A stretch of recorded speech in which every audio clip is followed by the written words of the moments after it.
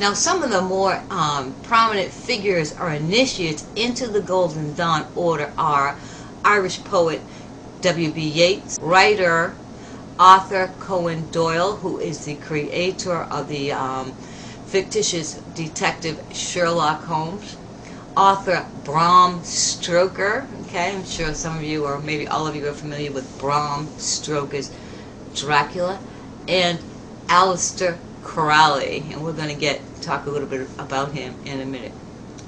But getting back to MacGregor Mathers, seems his overbearing spirit or ego, his overbearing ego, was too much for the other members of the Golden Dawn.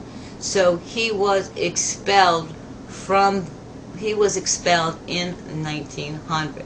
But prior to his expulsion, he initiated Aleister Crowley into what was called the Outer Order of the Golden Dawn, which from my understanding is a associate member of sort, or a lower level initiate. Crowley was not pleased with this, and he approached the group asking that he might be initiated into further orders of the Golden Dawn, but they declined him. So what did he do? He went whining to MacGregor's, who still had the chief post at that time, and Mathers initiated him into the Second Order after learning of the situation. Crowley, now loyal to Mathers, attempted to crush some of what they considered to be the rebellious members of the group. He also aided him, unsuccessfully I might add, in an attempt to seize a London temple owned by the society known as the Vault of Rosicrucians. And the drama continues. Now, afterwards, MacGregor took Crowley under his evil spiritual wing, so to speak. Following MacGregor's expulsion from the society, he saw Crowley, and I quote, as his magical heir.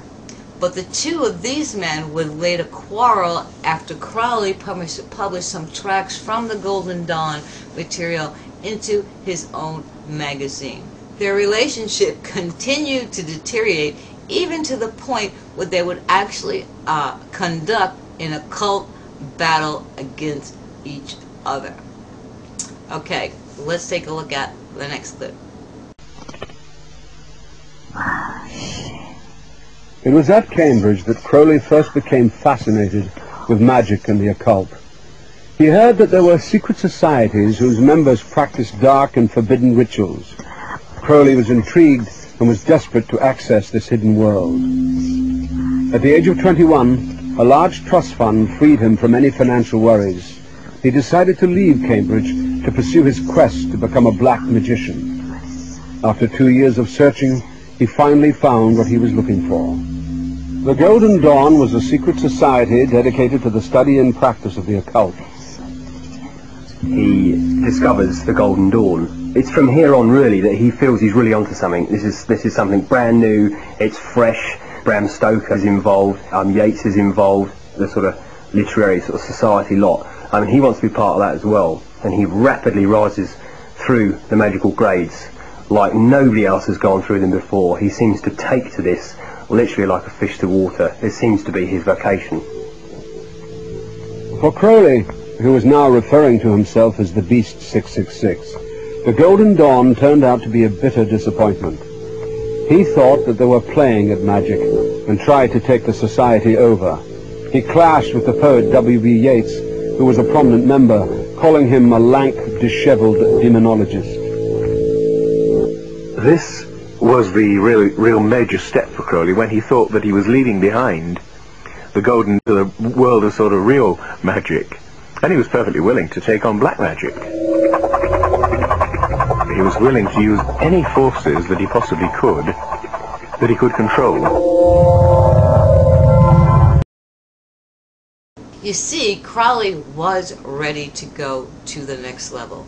Crowley's final task, his self-imposed mission in life, so to speak, was to cross over into the abyss, whereupon he believed he would come face to face with his God. He was prepared to cross into the abyss utilizing an occult practice spelled out by, again, the name I asked you to remember, Abramelin. Like I said, Abramelin was his work and his writings would be foundational to future secret society. You see, this crossing over into the abyss is the signature act within Kabbalistic circles. Let's take a look at the next clip. Crowley decided to perform the Abramelin, a black magic ritual that no magician had dared undertake for centuries. Crowley's so dedicated to performing the Abramelin ritual that he actually goes to the length of seeking out and finding the perfect place and buying a house to do the actual ritual in. Nothing else, just actually to do this ritual. And it's in Loch Ness, Boleskine House. This is such an extreme thing to do. This is not a game. I think he's trying to break down, he's trying to push further than anyone else has been before. At the moment his yardstick is the Golden Dawn, so he's already shattering that completely. The Abramelin dates back to the 14th century. The aim of the 6-month ritual is to master demons, but it was considered extremely dangerous. If the ritual went wrong, it was believed that evil spirits could be set loose and take possession of the magician. Crowley drew his own followers as well, and one of the most prominent was a man named Jack Parsons, who was an influential rocket scientist. Parsons performed what he described as the Babylon working ritual in 1946, which was also another ritual in order to cross over into the abyss. His instruction as well coming from Abramelin the mage. Parsons would also go on to later work with and influence Ron L. Hubbard, the later founder of Scientology.